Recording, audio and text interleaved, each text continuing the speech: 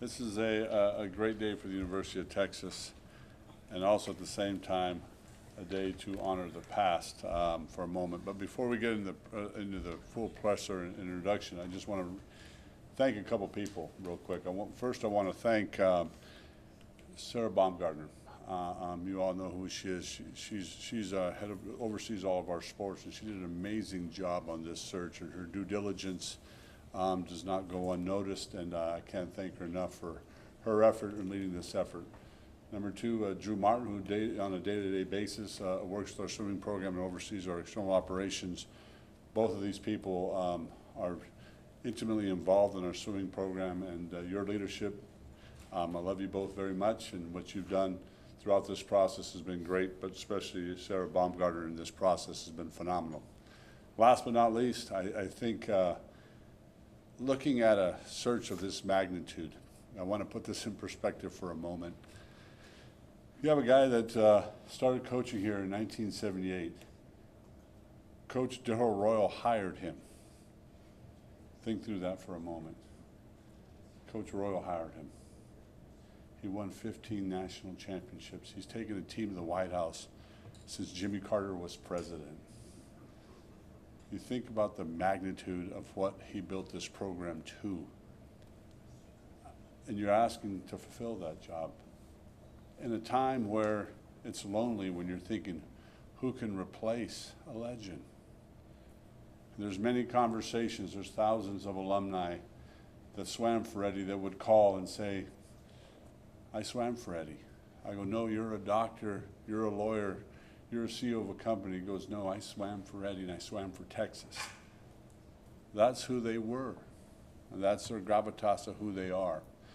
And when Eddie announced his retirement again, before the season started, I said, Eddie, are you sure? He goes, I'm 82 years old. It was never about winning championships. The definition of a coach is believing in someone when they don't believe in themselves. And coach was never about winning championships. His whole idea was, can I get the very best out of someone? If they fulfill their potential, championship will come. And there's many conversations I had with Eddie along the way, and I referred to him as Yoda. And it was not only talking about us and what we were doing, it was about the program. And for 4 or 5 months, it's a lonely time sitting there thinking of the daunting task of what lies ahead. And 13 years ago, CP was looking for a new coach and went to Eddie. And Eddie says, I got a coach that can do this. She's at Georgia. And we hired Carol Capitani. And how roles reverse is 13 years later, I'm sitting in the room by myself thinking, gosh, this is a big daunting task to hire, replace Eddie. And I said, I got to talk to Carol.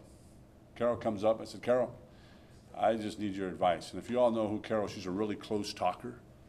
She'll sit on my desk and we'll just have these in-depth conversations for hours about how do you replace a legend? And she goes, you don't. I go, who do you think the best coaches are out there? And she lists 5 or 6 coaches, and she goes, okay. She goes, but they're not right fits. They're not fits for the University of Texas. Because you just heard Steve Sarkisian play, and you see all of our head coaches here. I would say we have the finest collection of head coaches in America because they have great character. They're about student athletes and they're selfless, and they win at the highest level. But they're part of our family. As we were getting through this, I said, hey, Carol, unequivocally, you are our head coach of our women's and diving program at the University of Texas. There's no doubt about that. And that does not change. She is our head women's and diving coach. Yet I relied on her constantly. I said, okay, Carol, tell me what. As we were going through, she says, you know, there's a dark horse. I go, there's a dark horse, you're not gonna believe it. I asked him one day on the deck, hey, what do you think about Texas? And his response was, I'm happy where I'm at. Keep me posted. I'm like, so you're telling me we have a chance, Carol? And from that moment on, it was Buford T. Justice in hot pursuit of what the possibility would be. And at that time, conversations continued to happen. And I think last Tuesday, like my 2 daughters do today, they FaceTime. I FaceTime Bob Bowman. He goes, Hello, pulls up. The great white shark pulls up. Hey, how you doing, my friend? He goes, hey, you interested in the University of Texas? He goes, I'm interested in that job. I'm going to go win a national championship first. And I asked him, why are you interested in the University of Texas? He goes, I was 12 years old when Eddie took that job. I've watched what he built and who he's recruited, and that job is the best job in America. And most coaches talk about the shadow of Eddie. And Bob talked about complimentary to Eddie. And when I sat down and I looked at a resume of both, and you think about the amount of championships that Eddie's won, amount of Olympians, head coach, you go, God, who can replace that? You can't. But you look at another titan in that industry, and everyone says, oh, he was a coach of Michael Phelps. It's phenomenal. But I was at Arizona when they dropped swimming at Arizona State. Dropped it. Said no mas. And I watched a coach take over a program that in 9 years, this past week, he won a national championship. He's been an Olympic head coach. He's coached thousands, multiple of Olympic gold medalists. Yet what he did with that program is something that we all aspire to. Take over a program in its ashes and build it to a national champion. Today I am proud to announce that our head swimming and diving coach for our men is Bob Bowman. The only person that has the fortitude, the ability to take over a program built by the great Eddie Reese. Bob Bowman, welcome to the University of Texas.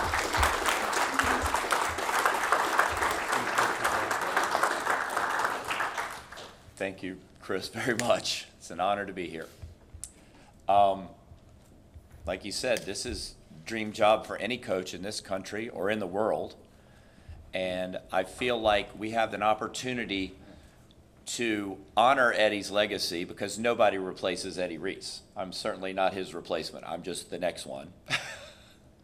But I can be me, and Carol and I are going to work together to reimagine how swimming can work, and Matt Scoggin, in a way that's unique and a way that will kind of propel Texas swimming and diving into the future. So I'm happy to take your questions. Raise your hand if you have a question. We'll get a mic to you. Start right up front. Thomas Jones from the Statesman. Coach, welcome, Boston. Thank you. There's a new position created for you. Like, how would you define the position compared to Eddie's position here? Right. And how much appeal did that hold for you to take the job? The director of swimming role did have an appeal for me to come here because I feel like what you've seen in the landscape of swimming in recent years is there is a huge advantage towards being able to have men's and women's teams work together, not mainly to capitalize on resources. Facility usage is much easier when we kind of work together. I think recruiting will be much better when we're doing it together. We can have more coaches who can be more specific in the training groups. Like you could have a coach coaching breaststroke, somebody coaching distance swimming, somebody coaching sprinting, instead of maybe two coaches doing everything, right, separately. So there's a lot of synergy there. And my role is to sort of shepherd the two programs into the next era of doing that. And it'll be a process. It's not going to be today everything's changed. Today everything is pretty much the same and will be for a little bit. But my goal is to see where we can find areas where we can gain an advantage by really working together and to kind of foster that as we go along. Stay up front. Kirk. Congratulations. Thank you. Bob, what was the best coaching advice you gave Michael Phelps, and would he have won an Olympic medal without you? Michael would have won an Olympic medal without me. You could have probably coached him to an Olympic medal, but I don't know about 23. That was the key, how many he could do. The main part about Michael was, Michael doesn't need a coach, but his mom really did. So that was my biggest work, was working on his mom. The advice that I gave Michael was be you and do your thing.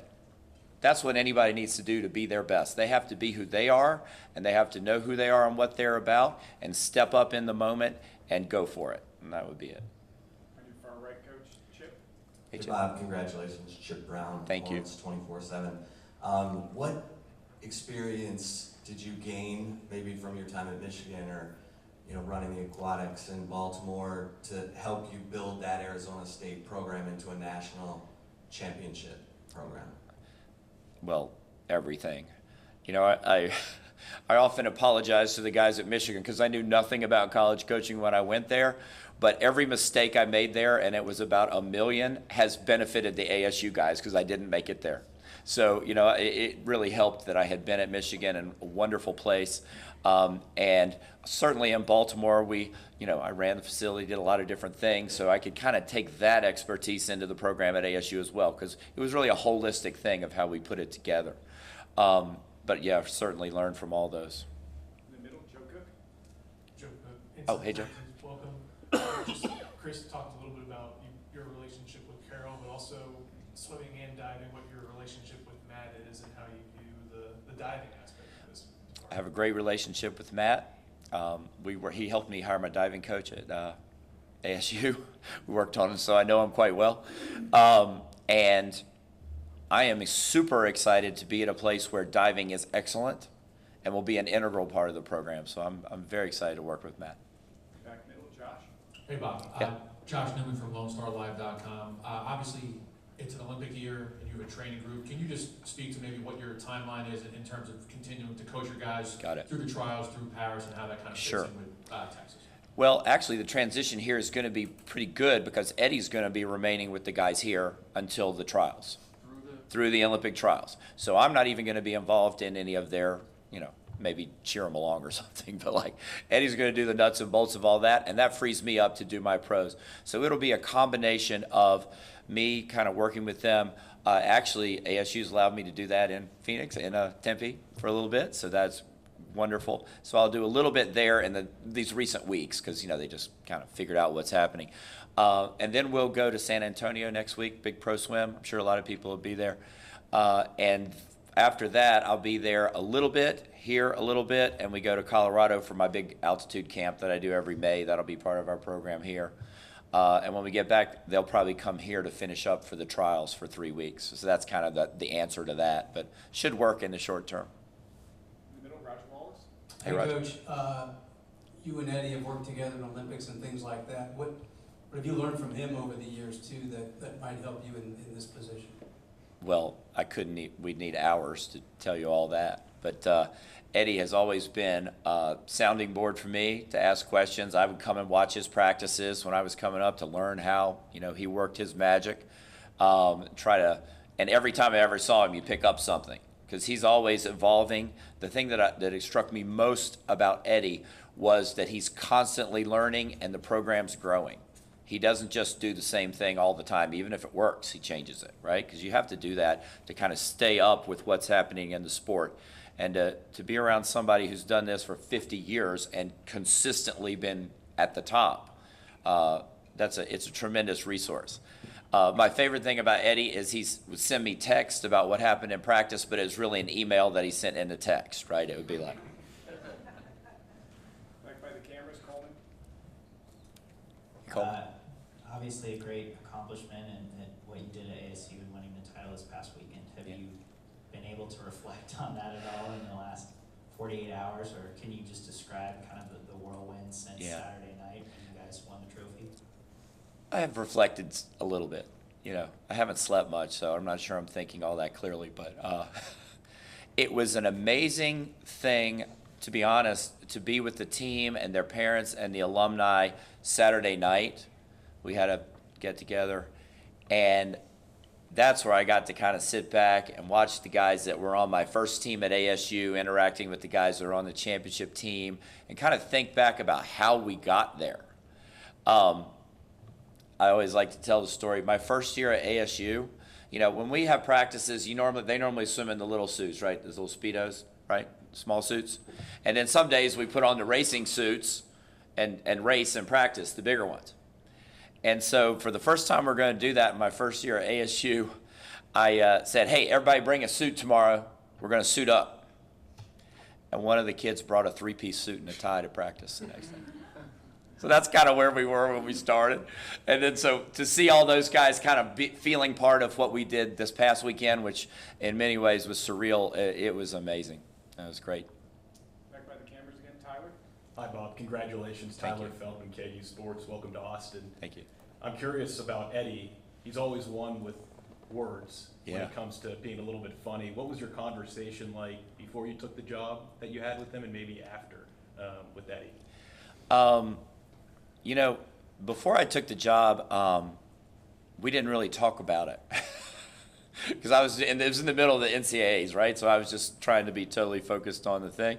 Afterwards, when we talked, it was just, Eddie and I are on the same wavelength on many, many things, right? Like, we approach swimming the same way. We know that technique is important, and we know that the main thing that we have to do is help these guys and women, in this case now that I'm here, you know, just keep getting better every day. Just get a little bit better. And if you do that and long enough, the big things happen at the end. So I think that's where we bond. We're both process guys. We know that the things that make the championships are what happens on Tuesday afternoon over in that pool. It's not sitting around thinking about a trophy. The other part that I think that we share, and you know, I would say this about my ASU team, is that you have to behave and live like a champion long before you win a championship, right? My guys at ASU have been champions for 3 or 4 years. They lived like it. They thought about things that way. They worked like a champion. They made good decisions like champions do. We had a thing over there that was our big thing, was like mistakes not made. Those are the things that win the championships. So they had to learn how to not make the things that keep you from getting a championship, right?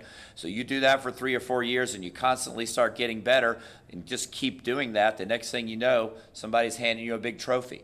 So I feel like Eddie and I resonate in that way as well.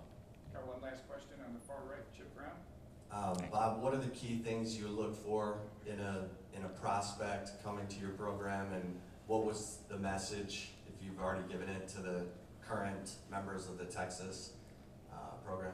I have not met the current members yet. That'll be this afternoon. But what I'm looking for is somebody who wants to improve, right?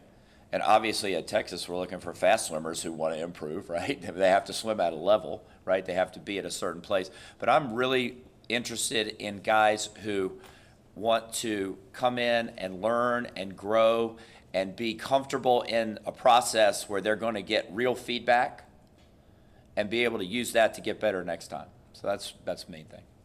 Thanks, Coach. Hang tight. CDC is going to come up for a second. We're Okay. going to take some photos. Sounds good. Well, today is an awesome day for our swimming program. I think as we celebrate today, and Eddie is going to go and have Coach Bowman meet the team, again, I just want to reiterate the legacy of Eddie. We're going to celebrate him on April 19th. But the gravitas of this hire would not have been made without the leadership and the dedication and the fortitude of Carol Capitani.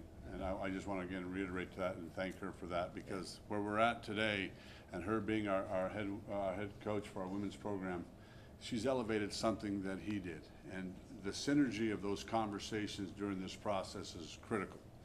And we're just thrilled that we have a chance to have not only Bob here, but also have Carol as our head women's coach is significant. And the synergy that I think we're going to be with them together. And one of the things that Carol asked me was, I need a partner. Eddie was a partner. And I'm hoping today that you realize that we have a 2.0, if you will. So thank you all for here, for our head coaches and staff for being here today. We'll take a couple photographs, and we have a head coaches meeting we got to go to. Or you staff, or if you all want to talk to Eddie or Carol, they're there, and we can go from there. Okay.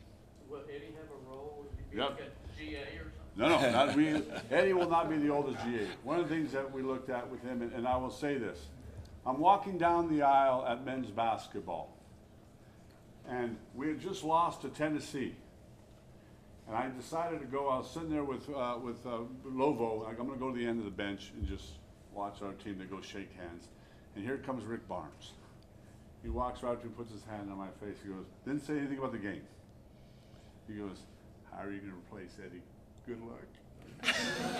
I go, you just won the game. What was that about? But the idea of and we affectionately refer to him as Yoda.